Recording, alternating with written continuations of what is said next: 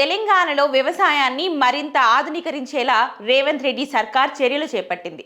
ఇప్పటికే సబ్సిడీపై వ్యవసాయ యంత్రాలు, పనిముట్లు, రైతులకు కావాల్సిన పరికరాలను రాష్ట్ర ప్రభుత్వం అందిస్తుంది.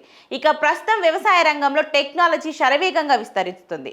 ఈ క్రమంలోనే గత కొన్నేళ్లుగా వ్యవసాయ రంగంలో డ్రోన్లను రంగప్రవేశం చేశారు. అయితే రైతులు చేసిన విజ్ఞప్తి మేరకు ఆధునిక టెక్నాలజీ వ్యవసాయాన్ని ప్రోత్సహించేందుకు రాష్ట్ర వ్యాప్తంగా వ్యవసాయ డ్రోన్లను సబ్సిడీపై అందించాలని సర్కార్ నిర్ణయం తీసుకున్నట్లు తెలంగాణ వ్యవసాయ శాఖ మంత్రి తుమ్మల నాగేశ్వరరావు తాజాగా తెలిపారు. రాష్ట్రంలో యంత్రీకరణను వేగవంతం చేయడం కోసం ప్రభుత్వం 2025-26 సంవత్సరానికి గాను సబ్ మిషన్ అగ్రికల్చర్ మెకనైజేషన్ పథకం కింద రైతులకు పలు వ్యవసాయ యంత్రాలను సబ్సిడీపై అందించనున్నట్లు మంత్రి తుమ్మల నాగేశ్వరరావు వెల్లడించారు.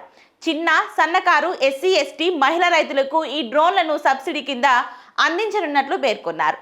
తొలి దశలో భాగంగా రాష్ట్రంలోని అన్ని జిల్లాలకు 10 చొప్పున డ్రోన్లను పంపిణీ చేయనున్నట్లు వివరించారు.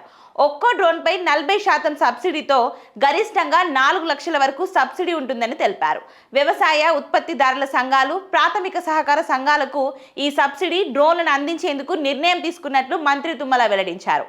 వ్యవసాయంలో డ్రోన్లను వినియోగించడం వల్ల పిచికారీ సమయం 70% నుంచి 80% వరకు తగ్గుతుందని తెలిపారు. అంతేకాకుండా ఎరువులు, సూక్ష్మ పోషకాలు సమాన స్థాయిలో పంటకు అందుతాయని, వీటితో పాటు కూలీల ఖర్చు కూడా తగ్గి రైతులకు లాభాలు వస్తాయన్నారు. సబ్సిడీపై డ్రోన్లను రైతు సంఘాలకు అందించడం వల్ల రైతులకు ఆధునిక టెక్నాలజీ అందుబాటులోకి వచ్చి వ్యవసాయం మరింత లాభసాటిగా మార్చడమే తమ ప్రభుత్వ లక్ష్యమని మంత్రి తుమ్మల తెలిపారు.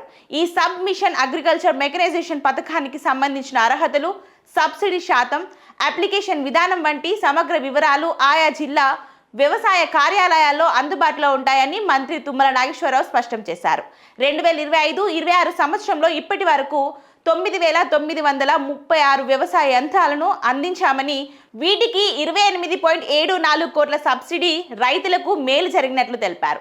ఇక రాబోయే 10-15 రోజుల్లో మిగతా పరికరాలు రైతులకు అందించే ఏర్పాట్లు చేస్తున్నట్లు వెల్లడించారు.